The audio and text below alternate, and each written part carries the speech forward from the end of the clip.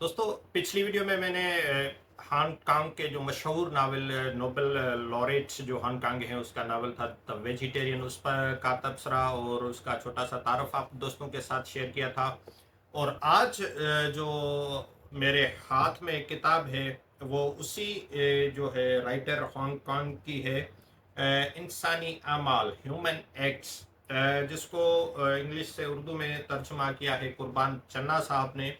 कुर्बान चन्ना तर्जमा नगारी के हवाले से एक बहुत बड़ा नाम है, न सिर्फ नावल बल्कि फ़िल्मों की उन्होंने काफ़ी सबटाइटल्स तर्जमा किए हैं मुख्तलिफ ज़बानों से।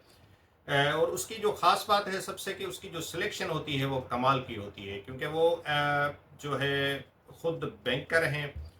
अदब, आर्ट, फ़िल्म, किताब, नावल उनका इश्क है, तो वो उसकी जब चॉइस करते हैं तो इस तरह से करते हैं कि उसमें मार्केटिंग स्ट्रेटजी वो नहीं देखते, बल्कि वो देखते हैं कि क्या ऐसी चीज़ है जो लोगों के सामने आनी चाहिए। तो उसी हिसाब से ये जो है नावल उन्होंने सेलेक्ट किया और उसका तर्जमा हमारे सामने आया। ये बहुत ही कमाल का नावल है और इस पर जो है ज़ाहिर है वर्ल्ड फेमस राइटर तो है ही हांगकांग, लेकिन इस नावल में जो है ऐसी चीज़ें हैं, ऐसी बातें हैं, ऐसी कहानियाँ हैं जो डायरेक्ट हमारे जो है इमोशंस को हिट करती हैं, हमें फ़ील देती हैं, हमें वो एहसास दिलाती हैं कि हम जो कुछ पढ़ रहे हैं वो हमारे अंतर में उतर रहा है। ये नावल जो है 2016 में शाया हुआ था और इसमें जो है गुआंजगो एक इलाका है, उसके बगावत, जबर व इस्तेहसाल और उसी बदतरीन तारीख और सियासी और समाजी सूरत हाल इस नावल में बयान की गई है। तो इस नावल क्योंकि ये मैंने हाल ही में पढ़ा है और इसके बहुत सारे ऐसे कोटेशंस हैं, ऐसे पैराग्राफ्स हैं, ऐसे जुमले हैं जो आपके साथ शेयर किए जा सकते हैं। लेकिन मैं ज़रूर चाहूँगा कि वो आप खुद पढ़ेंगे तो आपको ऐसा लुत्फ़ आएगा नावल में। तो सिर्फ़ इसका जो है मैं तारफ़ आप दोस्तों के साथ शेयर करने जा रहा हूँ।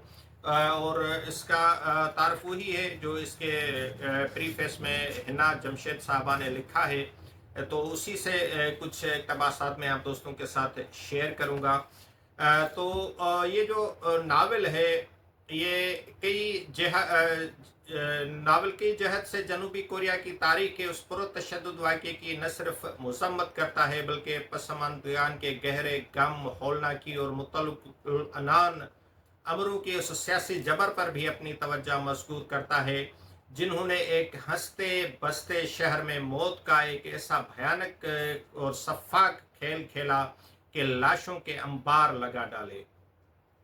इस नावल में हांगकांग ने बड़ी महारत से इस सूरत हाल का जायजा लिया है कि किसी तरह से इनफरादी सदमात इज्तमाई करब में तहलील होकर एक मुआशरे की नफ्सियात और यादाश्त पर अपना गहरा असर छोड़ते हुए जबर की एक ऐसी तारीख रकम कर जाते हैं जिन्हें वो कौमें चाह कर भी अपने माजी से मिटा नहीं पाती। ये जो नावल है इसमें 1980 की ग्वांचडू बगावत पर मबनी रियासती तशद्दुद और इंसानी दर्द व करब की ऐसी सफाक दास्तान है जिसे पढ़ते हुए रूह बार बार कांप उठती है। हांगकांग के इस नावल में बार बार मसाइब और बका के माबैन मौजूद उस नाजुक तवाज़ुन को ढूंढने की कोशिश करते हैं जैसे आमरों के मुतल्लिक़ुल अनान हाथों में कहीं एतदाल हासिल नहीं रहा।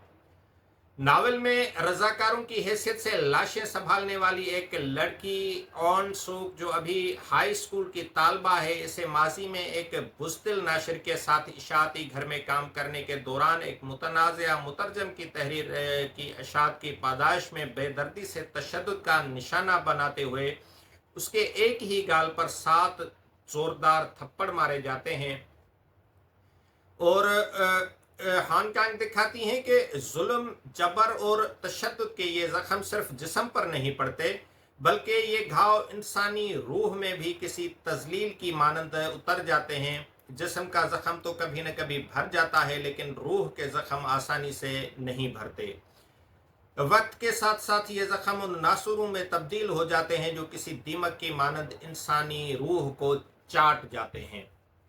जुल्म की ये तारीख सुनाते और दिखाने के लिए नावल का हर किरदार हांगकांग की उस महारत से तख्लीक करती हैं कि वो उस दौर की मुकम्मल सियासी और समाजी सूरत हाल हमारे सामने पेश करता चला जाता है, जहां बगावत की वजह अवाम का वो ज़मीर था जो उन्हें किसी तरह आमरीत की गुलामी करने की इजाज़त नहीं देता था।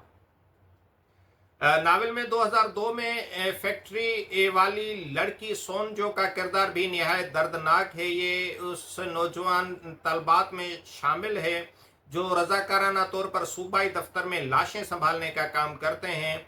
सोनजो माजी में मजदूर हकाइक हुकूक की तंजीमों के साथ काम करती रही हैं, जिसे अपने हुकूक के लिए किए गए एहतजाज और ग्वांचुगू में बगावत में मज़ाहमती सरगर्मियों की वजह से जेल जाना पड़ता है, जहां उसे बदतरीन जिनसी तशद्दुद का निशाना बनाया जाता है।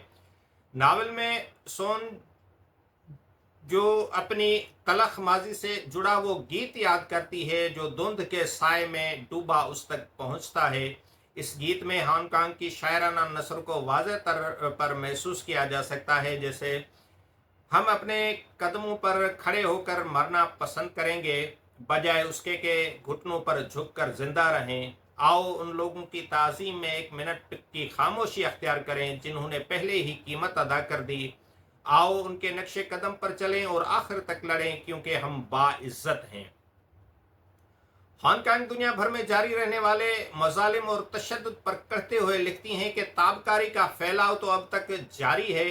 ग्वांचगू एक बार फिर जन्म लेने के लिए जिंदा हुआ है, सिर्फ इसलिए कि इसे दोबारा बेदर्दी से कत्ल कर दिया जाए, जैसे ये एक जख्म न ख़त्म होने वाले चक्कर का कोई सिलसिला हो। इसे ज़मीन बोस कर दिया गया और फिर खून से रंगी एक नई जिंदगी के साथ फिर से खड़ा कर दिया गया। हांगकांग के इस नावल में महज एक तारीखी सानहे को दस्तावेजी शक्ल में महफूज नहीं किया गया, बल्कि उन तमाम इंसानी अमाल और इंसानी नफ्सियात के पहलुओं को भी बड़ी उम्दगी से इस नावल का मौजू बनाया गया है, जो फितरत इंसानी से मुंसलिक होकर किसी भी समाज की तामीर, तहजीब और इन्हदाम का बायस बनते हैं।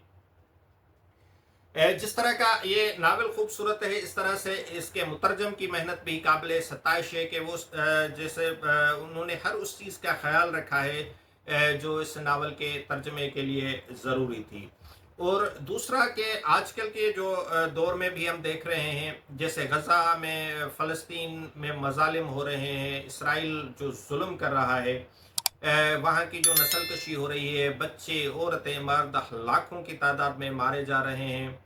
और भी बहुत सारे दुनिया के ऐसे खिते हैं। रूस और यूक्रेन की जंग चल रही है, अभी ईरान और इसराइल का तनाज़ा हुआ, उसमें बेगुनाह लोग मारे गए। तो एक ऐसी दुनिया में हम रह रहे हैं जहाँ पर कत्लो गारत एक बिजनेस बन गया है। लोग सोचते नहीं हैं, ख़ासतौर पर रियासतें ये नहीं सोचती, और अमन के नाम पर लोगों का कत्ल करना ये किसी भी तरह से समझ से बालातर है कि दूसरों को सिर्फ इसलिए कत्ल कर दो और कत्ल करते ही जाओ कि आप दुनिया में अमन कायम करना चाहते हो। अमन का जो मकसद है वो कभी भी किसी का कत्ल नहीं होता।